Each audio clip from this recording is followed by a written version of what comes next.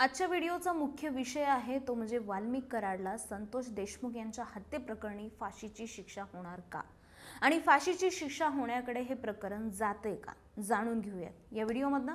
नमस्कार, मी मोहिनी जाधव, तुम्ही पाहत आहात लगावबत्ती। संतोष देशमुखांच्या हत्येतील मास्टरमाइंड मुख्य आरोपी वाल्मिक कराडला फाशी होणार का याचं उत्तर कायद्यामध्ये शोधायचं झालं तर कोर्ट फाशीची शिक्षा कधी सुनावतं हे आधी समजून घ्या। एखाद्या गुन्ह्यात गुन्हेगाराला फाशीची शिक्षा तेव्हा होते जेव्हा गुन्हा अत्यंत गंभीर स्वरूपाचा असतो, जसं की खून म्हणजे कलम 302 किंवा दहशतवाद किंवा सामूहिक हत्या किंवा बलात्कार यासारखे गुन्हे, जिथे कोर्टाला असं वाटतं की हा गुन्हा दुर्मिळात दुर्मिळ रेअरेस्ट ऑफ रेअर प्रकारात मोडतो आणि शिक्षेचा इतर कोणताही पर्याय पुरेसा वाटतच नाही, तेव्हा एकमेव शिक्षा अशी असते ती म्हणजे फाशीची शिक्षा। ही शिक्षा देण्यासाठी 3 निकष तपासले जातात। एक, गुन्ह्याची क्रूरता म्हणजे गुन्हा किती अमानुष आणि क्रूर होता हे पाहिलं जातं, उदाहरणार्थ निर्भया केस। दुसरा निकष म्हणजे गुन्ह्याचा हेतू, मोटिव्ह, खुनाचा गुन्हा किती विकृत किंवा सूडबुद्धीचा होता, अचानकपणे हा गुन्हा घडलेला नसून अतिशय थंड डोक्याने करण्यात आलाय का हे पाहिलं जातं। आणि तिसरा निकष, या गुन्ह्याचा समाजावरती काय परिणाम झाला, तो किती विध्वंसक होता, त्यामुळे समाजात अस्वस्थता निर्माण झालीये का हे पाहिलं जातं। आता सरळ सरळ संतोष देशमुख यांच्या हत्येत गुन्ह्याची क्रूरता, गुन्ह्याचा हेतू हे तर दिसून आला आणि याचा सामाजिक परिणामही आपण पाहिलाय। वाल्मिक कराडच्या वतीनं वकील शिरीष गुप्ते यांनी सुनावणीच्या वेळेस अशी बाजू मांडली की वाल्मिकला अटकेची कारणं पोलिसांनी लेखी स्वरूपात दिली नाहीत, यामुळे वाल्मिकची अटकच बेकायदेशीर आहे। दुसरं म्हणजे वाल्मिकवरती चुकीच्या पद्धतीने मकोका लावण्यात आलाय। मकोका आदेशाची मंजुरी ही चुकीच्या पद्धतीने कोर्टात दाखवण्यात आली आहे। कराडचा संतोष देशमुखांच्या हत्येशी दुरान्वये संबंध नाही। हत्येच्या वेळी वाल्मिक कराड हा घटनास्थळापासून शेकडो किलोमीटर दूर होता, त्याच्या विरोधात कोणताही पुरावा नाही, त्यामुळे कराडला जामीन द्यावा अशी विनंती करण्यात आली आणि आमची तारीख पुढे ढकला अशी बचाव पक्षाने या सुनावणी दरम्यान 16 वेळेस विनंती केली आहे।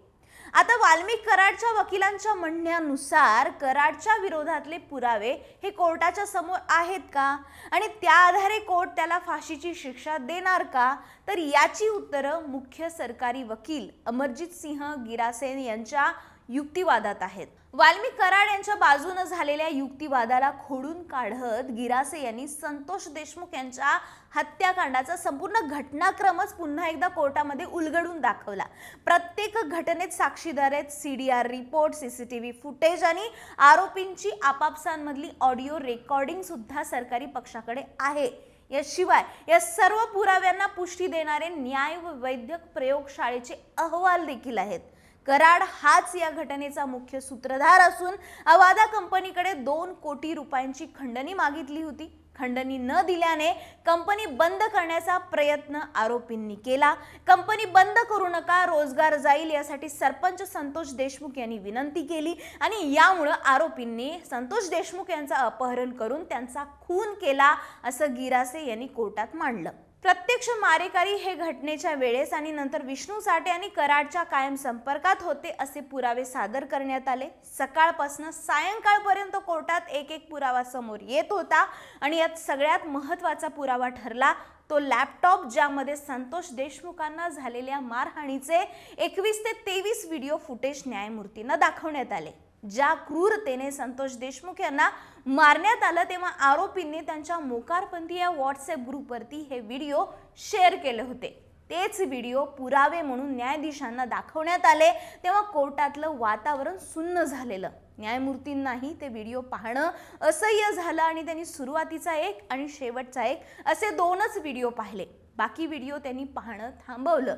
पण आपल्या पतीला ज्या क्रूरतेने संपवण्यात आलं त्याचा पुन्हा एकदा कोर्टात उल्लेख होणं हे पत्नी अश्विनी देशमुख यांच्यासाठी अगदी कठीण होतं।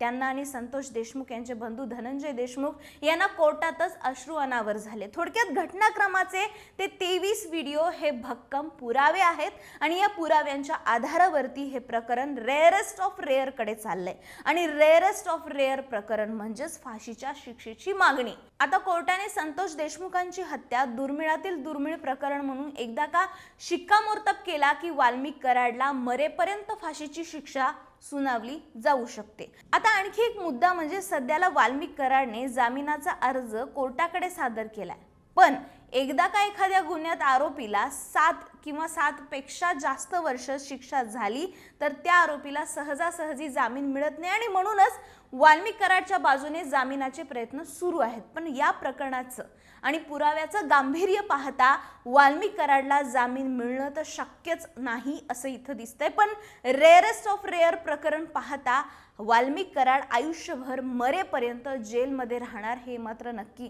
बाकी सरकारी पक्षाचा युक्तिवाद अपूर्ण राहिल्यामुळे पुढची सुनावणी आता 16 डिसेंबर रोजी ठेवण्यात आली आहे। सरकारी पक्ष या केसमध्ये आता कठोरात कठोर शिक्षेची मागणी करू शकतं असं दिसतंय। पुढे हे प्रकरण कोर्टात दुर्मिळात दुर्मिळ म्हणून सिद्ध होणार का हेही पाहणं इथं महत्त्वाचं ठरेल। पण या केसबद्दल तुम्हाला काय वाटतं आणि वाल्मिक कराडला फाशीची शिक्षा होऊ शकते का याबद्दल तुम्हाला काय वाटतं? तुमच्या प्रतिक्रिया कमेंट बॉक्समध्ये लिहून नक्की कळवा आणि अशाच अपडेट्स पाहण्यासाठी लगावती YouTube चॅनलला सबस्क्राइब करायला विसरू नका।